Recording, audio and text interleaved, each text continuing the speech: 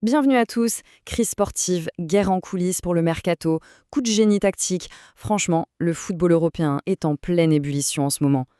Aujourd'hui, on va décortiquer ensemble toutes les infos qui sont en train de redessiner la carte du foot sur le continent. Et tout s'est accéléré, mais d'une force. En quelques heures à peine, le paysage du football a complètement tremblé sur ses fondations.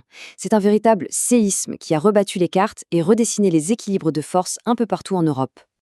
Allez, on commence notre tour et on file direct en Angleterre. Parce que là-bas, il se passe quelque chose d'assez fou. Les clubs, d'habitude si dominants, connaissent une déroute aussi soudaine qu'inattendue sur la scène européenne.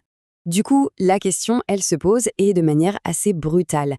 Est-ce que c'est juste un simple accident de parcours, un mauvais concours de circonstances, ou est-ce que c'est le véritable symptôme du déclin de la toute-puissante Première Ligue?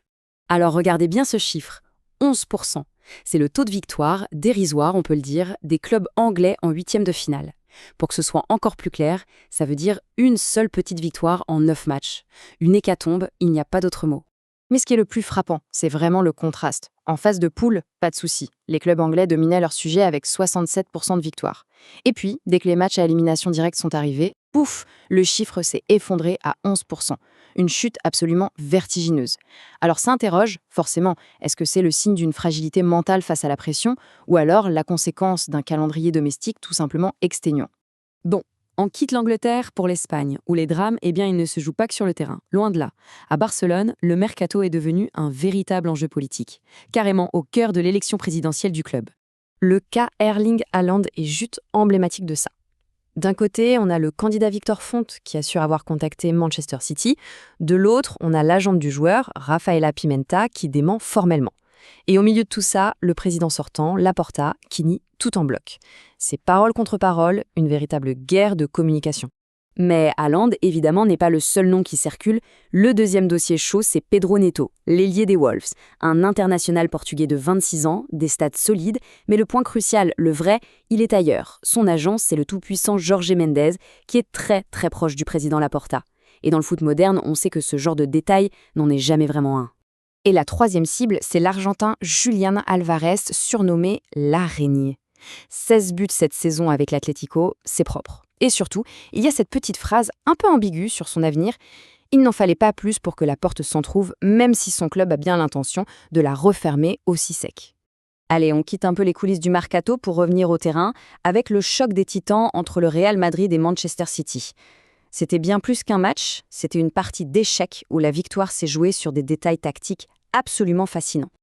Regardez-moi cette une du journal AS, elle est brillante. Pour saluer la performance monumentale, il faut le dire, de Federico Valverde, ils ont imaginé une équipe composée de 11 fois le même joueur.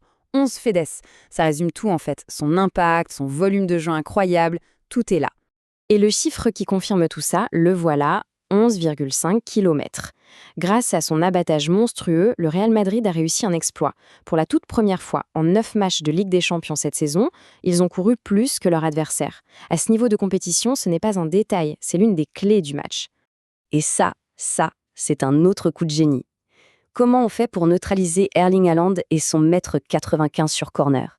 Eh bien, le staff vidéo du Real a bossé et a décelé une petite faille. La solution?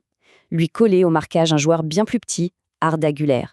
L'idée, c'était pas de gagner le duel aérien, c'était impossible, mais de le gêner, de le perturber dans ses mouvements avant même qu'il puisse sauter. Une tactique hyper audacieuse, mais qui a payé. Toutes ces histoires, que ce soit le mercato, la tactique, tout ça nous montre une chose. Le football aujourd'hui ne se joue plus seulement sur le terrain. Il est façonné par des forces super puissantes, les supporters, les finances et même la politique. Voilà un exemple brillant du pouvoir des supporters. À Tottenham, le club décide d'augmenter le prix des abonnements. Réaction immédiate, les fans s'organisent, se mobilisent massivement. Et le résultat? Le club a fait machine arrière et a gelé les tarifs. C'est une victoire totale du collectif face aux intérêts financiers. Ça montre que c'est possible. Et ça explique aussi pourquoi l'Atlético, tout d'un coup, refuse de vendre Julián Alvarez. Le club vient d'être racheté par le fonds américain Apollo qui a injecté des capitaux massifs. Avec cet argent frais et en plus l'arrivée de légendes comme David Villa au conseil d'administration, l'Atlético est en train de changer de dimension. Ce n'est plus un club vendeur, c'est une nouvelle puissance qui veut construire et rivaliser.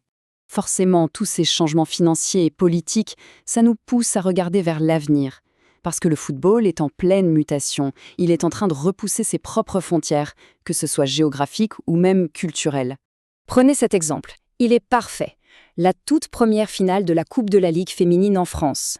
Un match au sommet, un classique entre les rivales de Lyon et du Paris Saint-Germain. Eh bien, ce match ne se jouera pas en France, mais à Abidjan, en Côte d'Ivoire. C'est une décision historique, vraiment.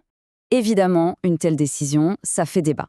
D'un côté, on a la colère des supporters qui crient à la perte de tradition, qui se sentent dépossédés de leur finale.